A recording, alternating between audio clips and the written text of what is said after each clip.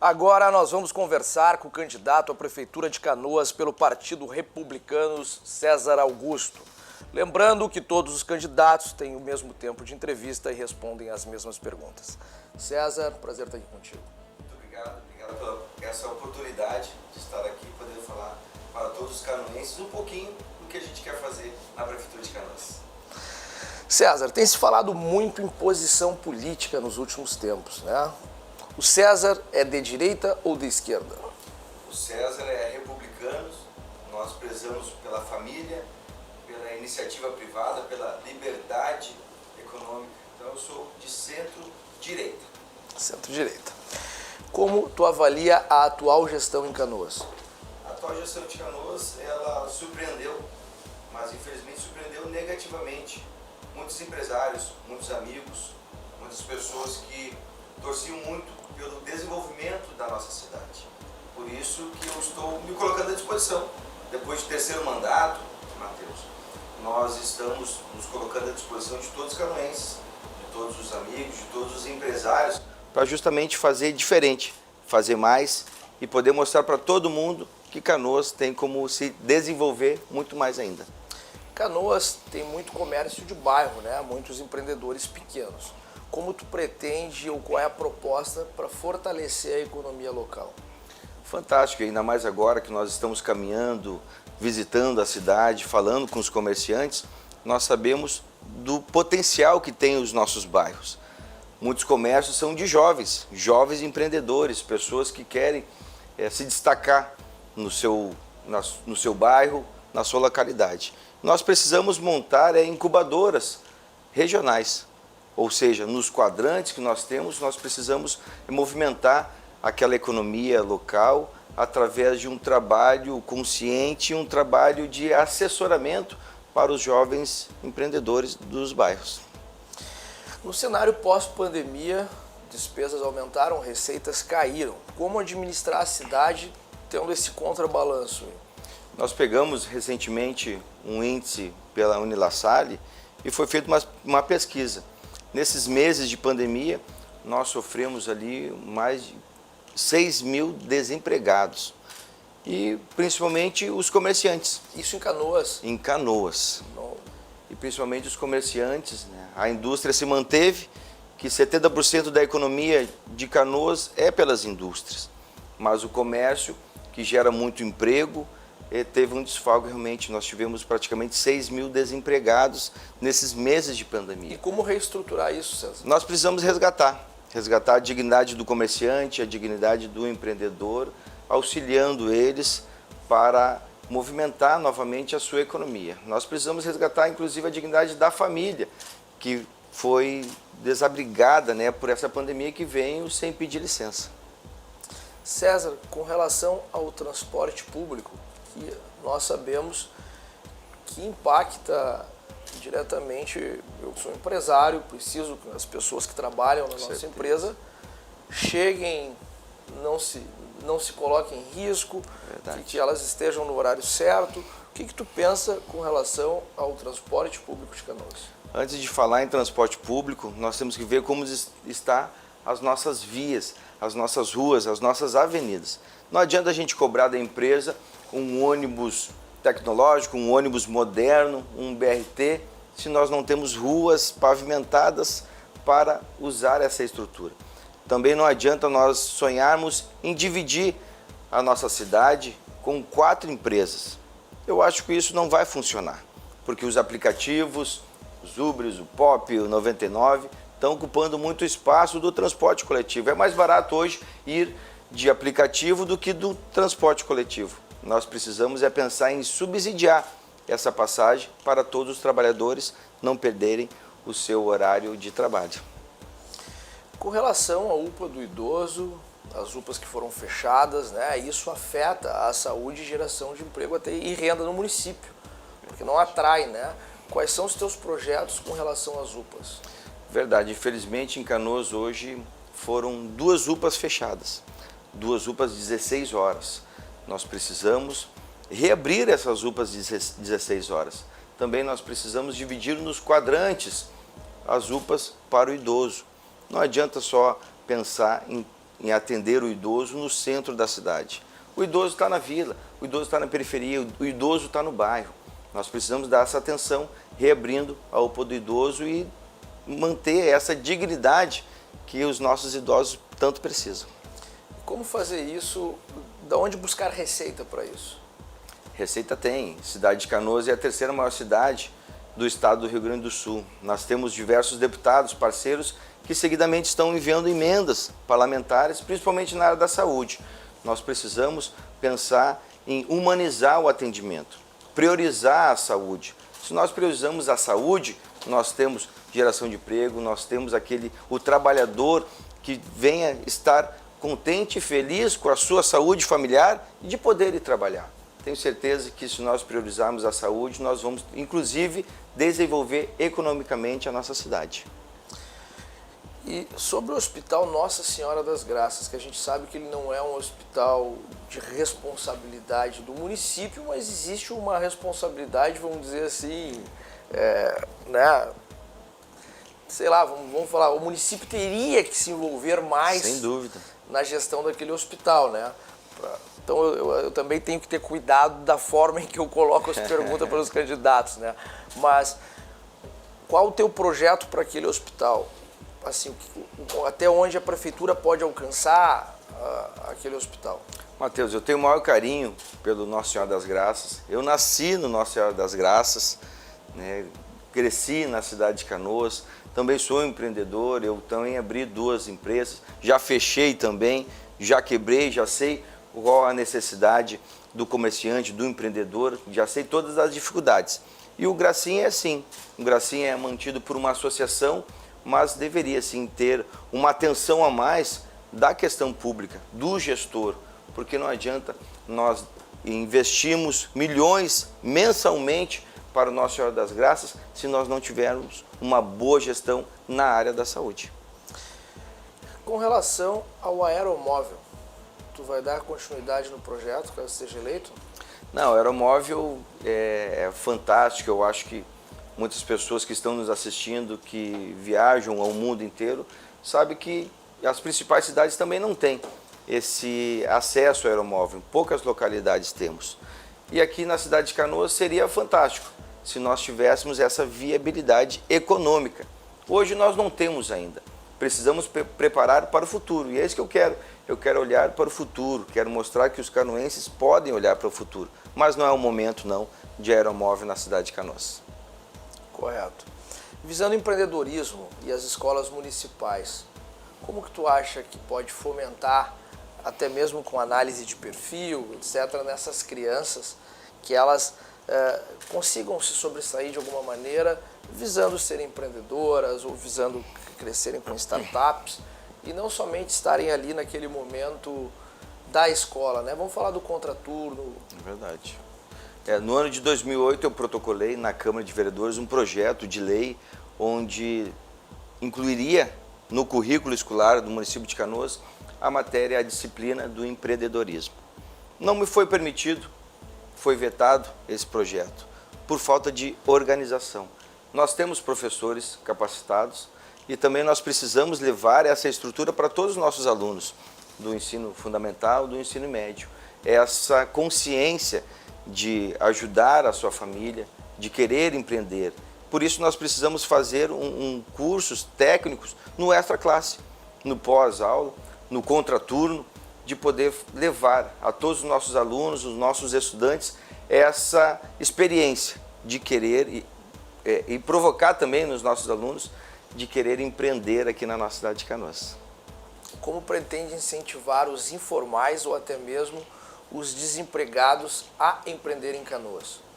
Hoje, na cidade de Canoas, nós temos muitos trabalhadores informais. Pessoas que levam o seu ganha-pão, que levam o seu leite para dentro da sua família. Nós precisamos também fazer com que eles venham se qualificar, se qualificando através de cursos qualificatórios para eles poderem desenvolver mais o seu produto e poder vender mais. Mas também nós precisamos pensar em registrá-los, para inclusive dar algumas garantias para esses trabalhadores informais. Suas propostas abordam cursos profissionalizantes. Vou ter que fazer essa pergunta de novo, que eu me atrapalhei. Bom, de novo. Suas propostas abordam cursos profissionalizantes visando capacitar mais pessoas em Canoas e não só os informais? Sem dúvida, como eu falei no início, nós precisamos pensar em ter incubadoras regionais nos nossos quadrantes. E através dessas incubadoras também abrir espaços para todo aquele pequeno comerciante, o que está iniciando, ou até mesmo aquela pessoa que hoje não tem ideia para onde ir, mas querem empreender. Nós vamos sim dar cursos, qualificar, preparar as nossas pessoas, aqueles futuros empreendedores e jovens para ir para um caminho certo no empreendedorismo. Canoas tem lá um parque digital que está sendo desenvolvido, né? Na verdade é um parque tecnológico, né? O que tu pensa sobre esse upgrade digital para Canoas? É fantástico. No nosso governo a gente quer transformar a cidade de Canoas uma cidade tecnológica, uma cidade das startups, uma cidade do empreendedorismo. Para isso nós precisamos trazer recursos e pessoas capacitadas que venham trabalhar em cima dessa tecnologia. Eu acho que hoje, no mundo que nós vivemos, a tecnologia é tudo. E as empresas estão muito avançando nessa questão. O que nós precisamos é fazer que a gestão pública também venha avançar. Nós precisamos reduzir despesas, reduzir cargos de confiança, que é o CCs, e modernizar o atendimento através da tecnologia. Como que é ou como será a tua relação com o atual governo do Estado? Nós temos uma boa relação com o Eduardo Leite, sabemos de todos os desafios que ele tem aqui para administrar o nosso governo. Nós teremos um diálogo muito aberto, mas também vamos cobrar das ações do governador, porque se fosse no meu mandato, se eu já estivesse como prefeito da cidade de Canoas, nós não fecharíamos comércio, nós não fecharíamos os estabelecimentos, porque nós teríamos ali sim uma educação e uma segurança para dar para todos os trabalhadores e para os empresários também. Correto. Tu és vereador, né? E como que será a tua relação com a Câmara de Vereadores caso seja eleito? Essa é uma boa pergunta, porque eu estou no terceiro mandato. Estou há 12 anos como vereador. Já fui presidente da Câmara de Vereadores. Fui o presidente que fez gestão, que mais economizou. Nós, no nosso mandato como presidente da Câmara, eu devolvi 5 milhões de reais que eu economizei, fazendo gestão. Nós teremos um diálogo muito aberto com os vereadores. E inteligente é daquele prefeito que escuta o vereador, porque o vereador ele está na frente do trabalho nas periferias, nos bairros e junto aos empresários. Nós precisamos e teremos um diálogo muito aberto com todos os vereadores. E mesmo não tendo toda a bancada na Câmara, tu crê que serás apoiado pela grande maioria? Sem dúvida, até toda a abertura e o respeito que nós temos hoje. Como eu falei, depois de 12 anos nós temos um respeito junto aos demais vereadores. Eu quero que renove, eu quero que você que está nos assistindo também venha dar oportunidade de um político ou uma política, um homem ou uma mulher, de desenvolver o seu trabalho na Câmara de Vereadores. Nós precisamos renovar. Na Prefeitura também precisamos renovar. Tu és uma pessoa que vai lá e faz, e por quê? Eu vou e faço porque eu quero dar exemplo para todos os jovens que têm como ir, fazer e ter o seu resultado positivamente. Como eu falei, eu com 28 anos me elegi a vereador em Canoas. Eu fui o presidente mais jovem da cidade de Canoas, com 30 anos. E hoje quero ser também o prefeito mais jovem da cidade de Canoas. Porque eu vou e faço. E quero que todos também se despertem essa possibilidade de ir fazer. Dentro da sua escola, na sua faculdade, dentro da sua família, dentro do seu comércio, da sua empresa. Inclusive, nós precisamos ir e fazer dentro da política também. Nós empresários, eu aqui tendo a oportunidade de representar os empresários e empreendedores, né, de Canoas, Esteio, Cachoeirinha, Porto Alegre, nós vamos fazer entrevista com todos os candidatos a essas prefeituras e também todas essas pautas depois poderão ser cobradas por nós. Então, nos assistam, escolham, façam a escolha certa, porque é o momento mais importante e a pandemia acabou dando todo esse, vamos dizer, essa nova política também, né? Nós já vimos uma política de internet e agora a pandemia acabou deixando isso mais quente ainda, né? Então é isso. Nossa entrevista chega ao fim. Quero agradecer a tua presença. Desejo sorte, sucesso aí nessa trajetória. E se tu for eleito, a gente vai estar ali do teu lado cobrando todas essas pautas. Importante, muito obrigado por esse espaço e ficamos à disposição. Como eu sempre falo, precisamos olhar para o futuro e Canoas merece mais. Canoas merece um jovem político que quer olhar para o futuro. Muito obrigado. Muito obrigado. Nós vamos para o nosso intervalo comercial e voltamos já.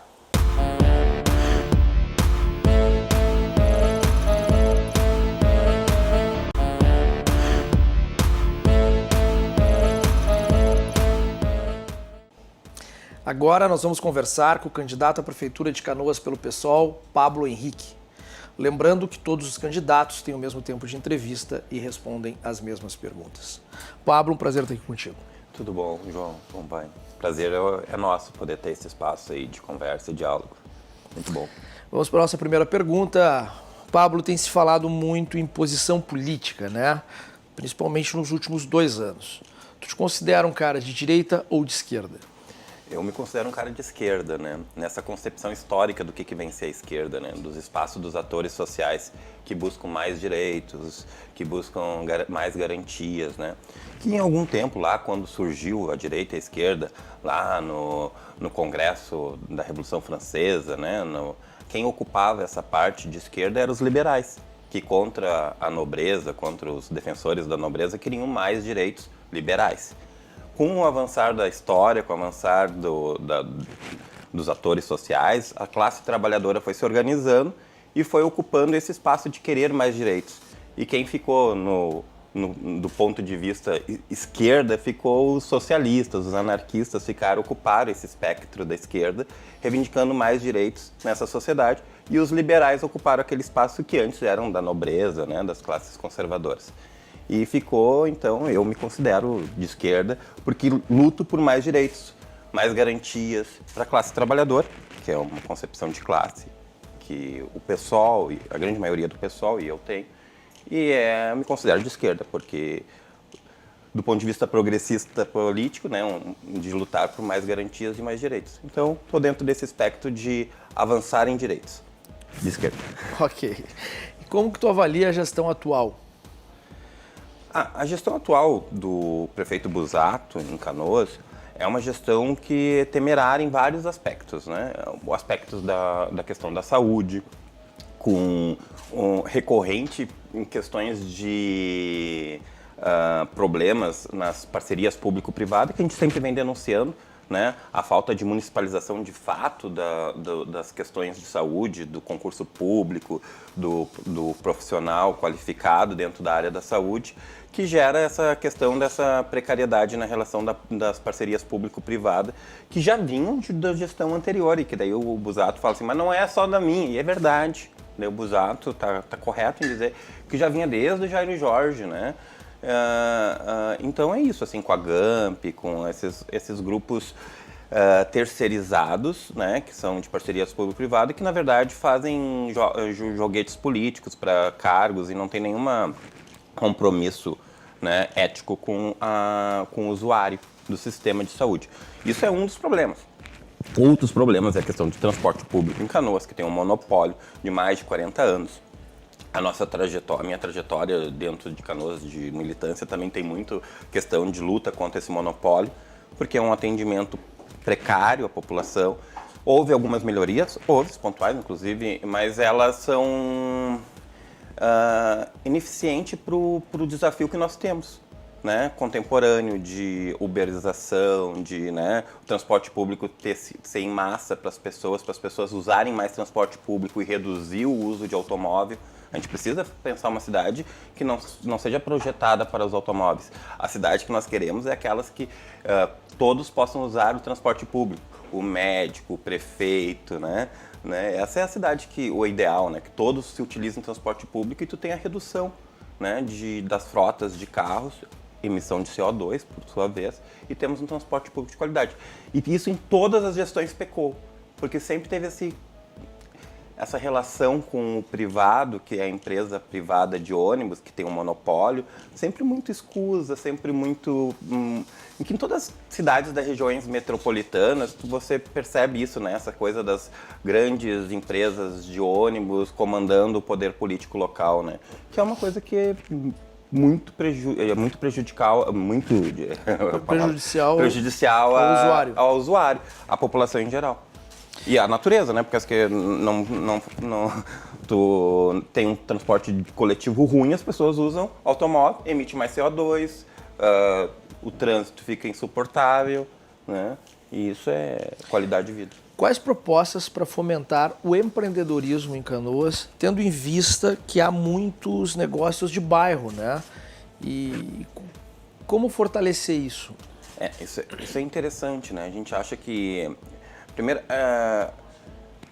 para nós, a questão da economia criativa, de fomentar a economia criativa, fomentar que haja incubadoras para projetos, para questões de tecnologia, que haja um polo tecnológico que avance em uma indústria não poluente, né? Isso é importantíssimo. Isso, o poder público pode ser diferente de outros partidos mais liberais que acreditam que o poder público não deve induzir, né, conduzir a economia. Nós, por outro lado, achamos que o Estado tem essa capacidade de, principalmente com os pequenos, né, os pequenos empreendedores.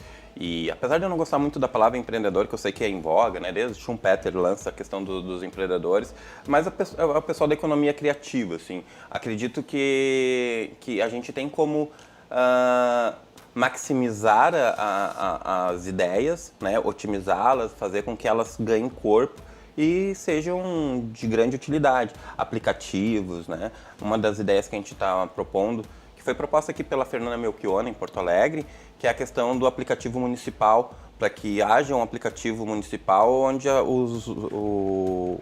a viagem, 95% do valor da viagem, fique para o motorista. Que hoje em dia tu tem uma grande empresa internacional, que nem a Uber ou a Pop, que fica com 30%, 35% do valor da corrida.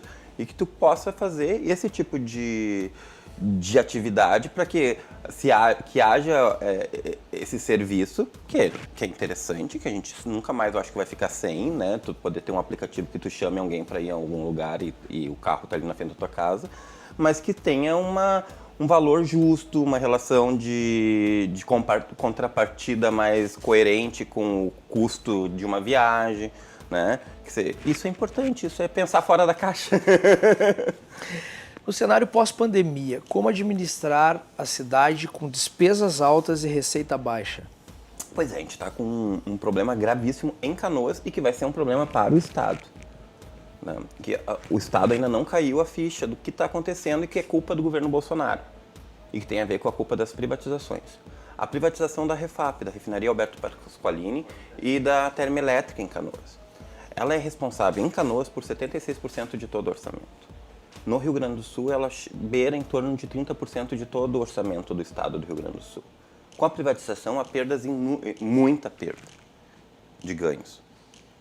E isso vai ser retirado. A gente está retirando a Petrobras, perdendo a Petrobras do estado do Rio Grande do Sul. Inclusive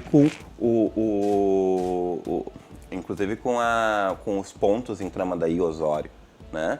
Que tem os oleodutos que vêm de Tramandaí a Osório, vai a Canoas, faz o refino, um grande nível de refino, e tudo isso está sendo feito pelo governo Bolsonaro, agora. Inclusive estava no STF semana retrasada, a questão da tentativa de impedir que fosse privatizada sem passar pelo Congresso, né? E é essa a grande discussão, e as pessoas não caíram a ficha, e ainda ficam se dizendo bolsonaristas, defensores do Bolsonaro, sendo que ele está fazendo o maior prejuízo econômico para a nossa região sul como um todo, um grande prejuízo econômico, né? Que é mais de 100 milhões ao mês de redução de arrecadação que vai se ter com a privatização. E isso ninguém está falando, isso é preocupante, porque é algo imediato, né? A privatização ela está aqui, ela está acontecendo, a discussão está no Supremo. e vai ter um impacto imediato na arrecadação, nas contas públicas, né?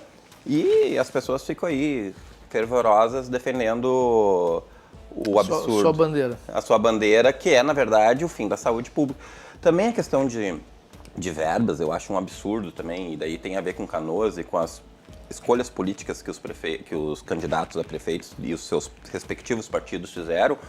Por exemplo, quando em 2016 o Temer propõe o corte de gastos por 20 anos em saúde, educação, né? Quando ele faz essa PEC, esse projeto de emenda à Constituição, que virou a emenda à Constituição 95, os partidos do Jair Jorge aprovou, o partido do Busato, que era deputado federal, aprovou. Então, depois tu vê esses candidatos usando o lencinho do rosa, né? O Outubro Rosa, né? Mas é hipocrisia, porque a mamografia precisa de verba para o SUS e eles cortaram por 20 anos. Então, é esse tipo de política e de contradição na política que eu acho que o pessoal é um partido necessário para fazer esse momento crítico, sabe? Esse momento de análise crítica disso, né?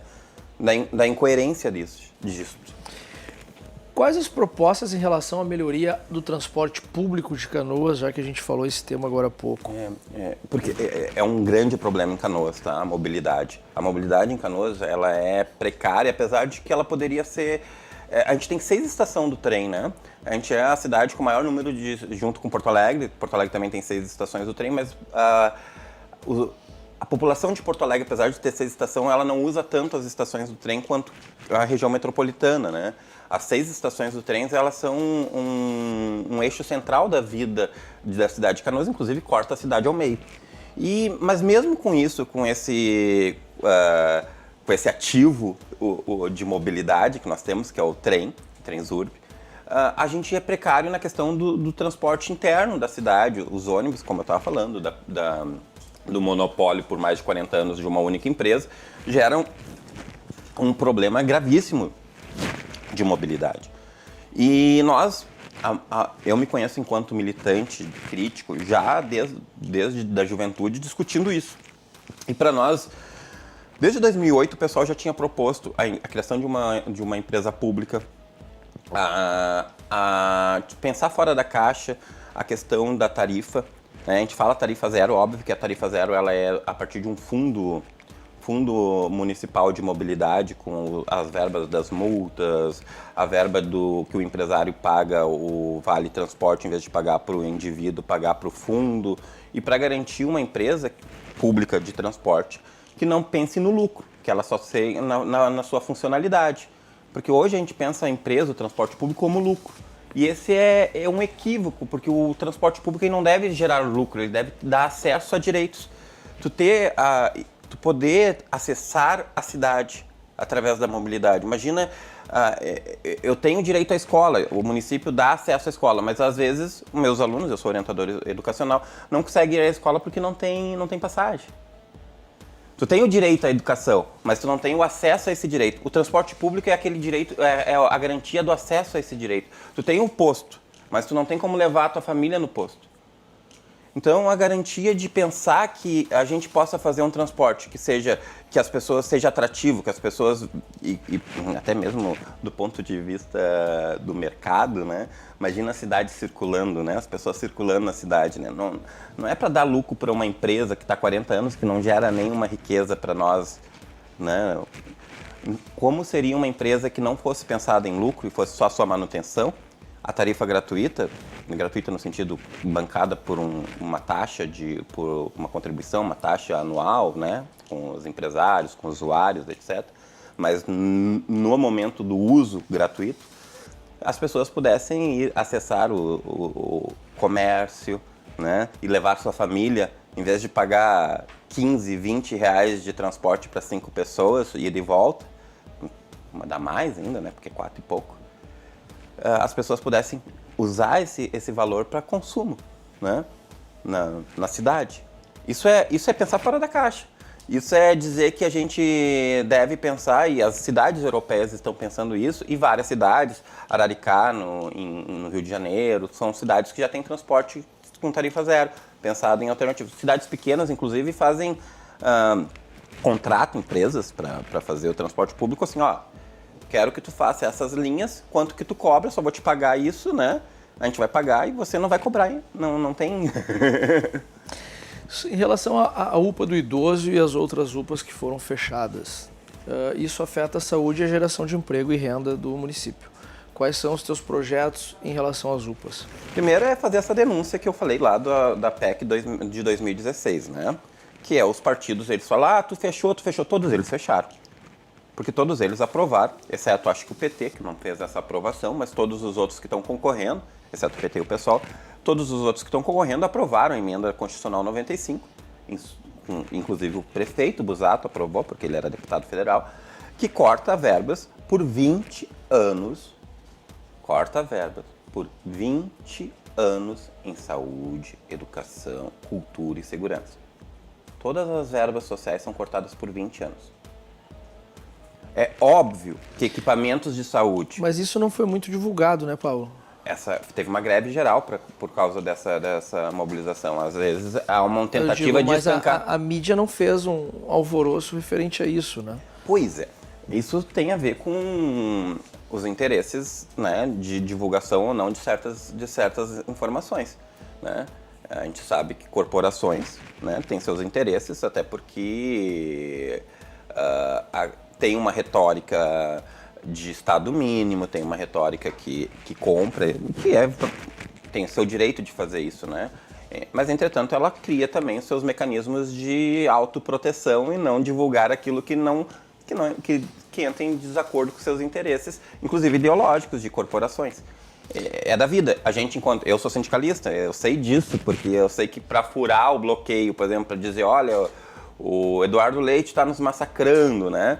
A gente não consegue, porque tu tem uma mídia no Estado, uma corporação midiática no Estado que impede a gente conseguir fazer todos os ataques, por exemplo, que a gente sofre na área da educação. É do jogo político, né? E a gente entende.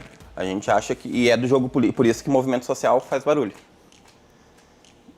Para ser ouvido, porque o poder é surdo. Existe um plano de reversão referente ao Hospital Nossa Senhora das Graças, lá em Canoas, que hoje sofre com problemas financeiros, mesmo sabendo que não é o município que administra, exato, mas tem algo que vocês estão pensando referente a isso? Pois é. O Nossa Senhora das Graças é uma grande caixa preta, né? Pelas famílias ilustres da cidade, administrada através da sua fundação. A gente tem que ter muito cuidado quando a gente vai fazer esse tipo de... entrar nessas caixas pretas, né? Mas exigir o cumprimento das legislações, fazer fiscalização, né? Fazer o enfrentamento de que enquanto poder público tu tem, e é isso, é correlação de força, né? A gente está falando de uma instituição de mais de 60 anos, que tem uma fundação e que dificilmente qualquer um tem acesso, apesar de receber verbas públicas. E a prefeitura consegue intervir de alguma forma? Com o poder fiscalizador dela, que deveria ser mais eficaz nesse caso. Essa é uma das questões que a gente tem que fazer. E garantir que o tratamento SUS, o usuário SUS, e ver o que é... Em determinado momento a gente conseguiu, em algum momento o SUS começou a se reorganizar, que é aquela questão de mandar a carta para a pessoa para saber o que foi o procedimento ser feito, né? Ali a gente conseguiu, quando começou a ser feito isso, conseguiu se estancar algumas das aberrações, né, que existiam dentro dessas, de novo, relações público-privada, que é muito complicado. Quando a gente fala em corrupção, parece que o pessoal, quando fala em corrupção, fala em poder público, né? Mas se esquece que a maior relação da corrupção é na relação público-privada. É aí que se dá as corrupções, né? E então é importante a gente frisar, porque o servidor público, tu sabe onde está, tu sabe como que ele pode ser punido, né? Agora, quando tem as relações privadas, as instituições privadas são verdadeiras caixas pretas. E que a democracia, não a gestão, não, né? Ela é o proprietário, o dono. E a gente não tem como interferir. Por isso que a gente é um dos defensores de municipalização da saúde, buscar fiscalização, Diferente do que talvez uma percepção mais liberal diria que não, deixa as pessoas se autorregularem. A gente acha que não, acho que a autorregulação, ela também é uma utopia, como alguém pode dizer que as tuas ideias são utópicas, eu também posso dizer que a autorregulação é uma utopia. Né? Será tu vai dar continuidade no projeto do aeromóvel, caso eleito prefeito? Não. A empresa de transporte público com fundo municipal de mobilidade para garantir a tarifa zero no uso. A tarifa zero é no uso, tá? Não quer dizer que ele é bancado pelo fundo. E isso é muito mais eficaz e muito mais significativo para a população de resultado do que... A gente tem uma crítica, a cidade foi construída desde o governo Jair Jorge para grandes empreendimentos, para especulação imobiliária, e a periferia foi deixada de lado, assim, sabe? Até porque o que acontece? Quando tu tem a especulação imobiliária, tem aquelas palavras novas, né? A gentrificação, né? Os bairros começaram a criar preço, né? A terra, né? Expulsar as pessoas que ali viviam a vida inteira, né? Um terreno no Guajuviras começou a valer um valor que as pessoas começaram, na Matias Velho, por exemplo, perto do shopping, valores que as pessoas tiveram que sair, vender, para ir para morar em outras periferias, ir para Nova Santa Rita, ir para outros bairros, e não usufruíram dos benefícios, né? Na verdade, elas acabam perdendo os benefícios, então é uma expulsa, né? Vai expulsando as pessoas dos seus locais de moradia tradicionais, né? E a gente acha que a gente pode fazer uma outra diferente, inverter essas prioridades, fazer uma garantia de moradia digna nas periferias, né? Com transporte público, que as pessoas possam acessar a cidade. E óbvio que a questão imobiliária se beneficia a partir dessas perspectivas, não com grandes empreendimentos, né, e que acabam expulsando a população mesmo e criando outros bolsões de periféricos mais distantes. Então as pessoas cada vez ficam mais distantes da cidade, do centro da cidade, né? Elas vão, em vez da gente ir fazendo uma lógica de incorporando as pessoas, de fazer com que elas se integrem à cidade, a gente vai de novo criando uma cidade excludente, né? A gente vai jogando as pessoas para mais longe, para mais distante. Daí aquele trabalhador que fazia o translado para o seu trabalho, que levava 20 minutos, agora leva 2 horas para chegar no local de trabalho. E é esse tipo de lógica que a gente é um pouco contra, e a gente acha que não vai ter. Que tem que mudar. Não vai ter coisas milaborantes, né? A gente quer saneamento básico, a gente quer horta comunitária, porque as pessoas num período de pandemia têm a questão de segurança alimentar.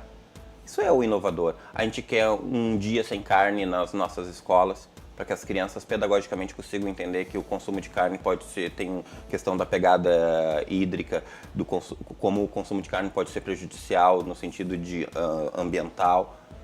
É isso, essas é a inovação. Reciclagem.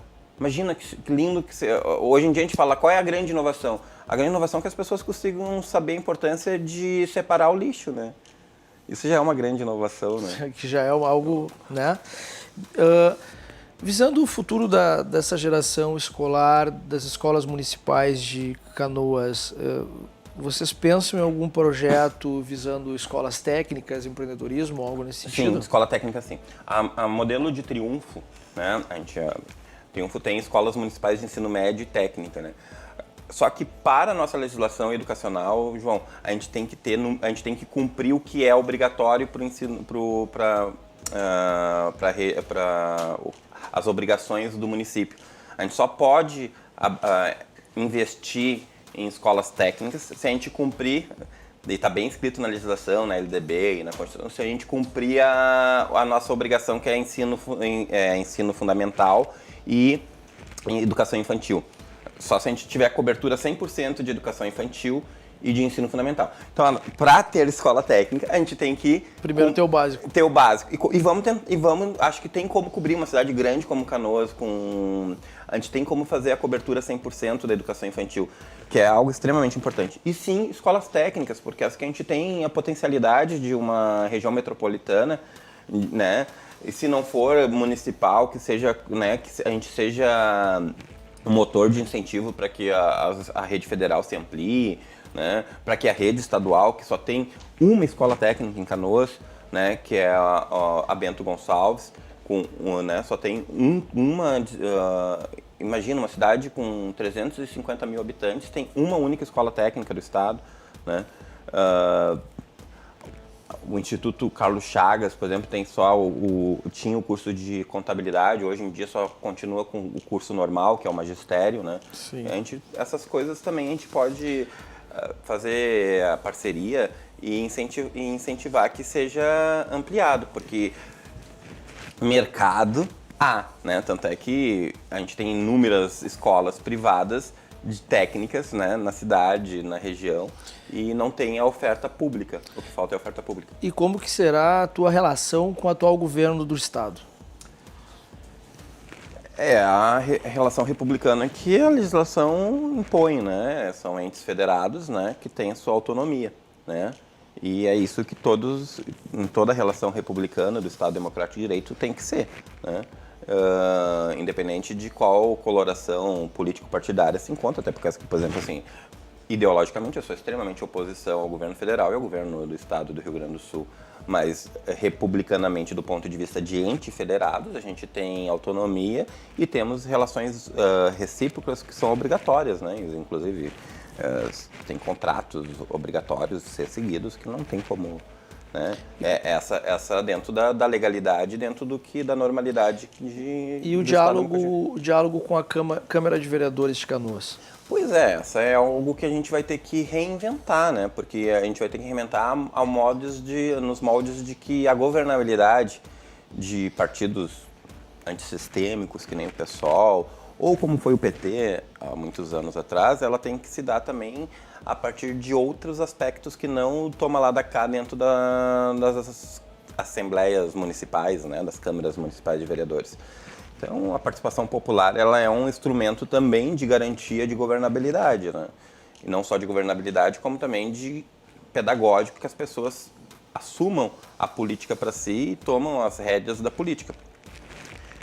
Em situações em que, muito provavelmente, qualquer partido progressista que assuma governo e que tenha uma proposta de transformação um pouco mais radical, um pouco mais fora da caixa, vai ter que fazer governabilidades com a participação popular, porque a lógica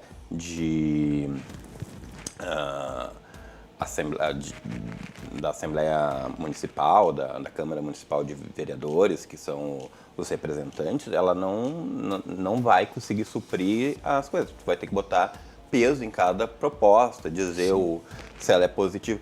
Mas eu acho que quando tu põe algo que é positivo, né? Por exemplo, se a gente propor o plano de carreira para o magistério municipal, que é algo que os professores apoiam, né? Será que os vereadores iriam contra, né? Será que os vereadores iriam ser, exceto um ou outro, por uma questão mais ideológica, né? Hoje é muito o tema de negociação, né? Talvez um ou outro por uma questão mais ideológica, mas quando tu tem o peso daquele público, quando tu fala assim, vamos fazer saneamento básico nessa periferia, e vai a periferia lá, será que algum vereador se colocaria contrário a esse interesse público e importante? Na disputa política mesmo, na tentativa da disputa política. Porque sim, e daí eu concordo contigo, tu vai falar assim, mas é óbvio que se tu ganhar, tu não vai ter a maioria na Câmara. Verdade. Ninguém tem ilusão. E eu acho que qualquer um dos partidos progressistas hoje, né, tem uma dispersão muito grande da quantidade de partidos e parte dos 35 partidos existentes no Brasil, a grande maioria de direita. Então tu tem um campo muito pequeno desses 35 partidos que são do campo progressista de esquerda. E é óbvio que, então, do ponto de vista matemático, a maioria... Pablo, tu te considera uma pessoa que vai lá e faz, e por quê? Adoro esse lema. O meu ex-companheiro ele fez a perestroika, que era o grupo de coisas. Eu acho maravilhoso, assim, né? Tipo, e eu acho que sim, acho que as pessoas têm que ir lá e fazer, eu acho que tem que ir. Eu acho que sim, acho que... Eu me lembro, sabe, do ponto de vista de revolucionário, algumas ideias, assim. Me lembro do Che Guevara, quando assumiu. O Che Guevara na verdade, Ernesto Guevara, né, gaúcho, né, do Pampa argentino, que era médico. Foi um revolucionário, ajudou na Revolução de Cuba e virou ministro da Economia de Cuba, né? E o Che Guevara, ele saía para fazer olha, tá faltando comida, vamos para a plantação, vamos lá fazer, vamos plantar. Tá faltando, né, tem que arrumar isso aqui, vamos lá. Que é isso, assim, essa coisa de tu se propor a fazer, entendeu? Independente se tu é ministro que nem o Che Guevara foi, ministro da Economia de Cuba, ele botava, arregaçava a manga no final do expediente e ia para lá fazer plantação de cana-de-açúcar, porque era aquilo a necessidade daquela revolução, daquele processo. Tá bem, Pablo. Pablo, nossa entrevista chegou ao fim. Muito obrigado pela tua participação em nosso programa. E agradeço a audiência de todos vocês e até o próximo programa.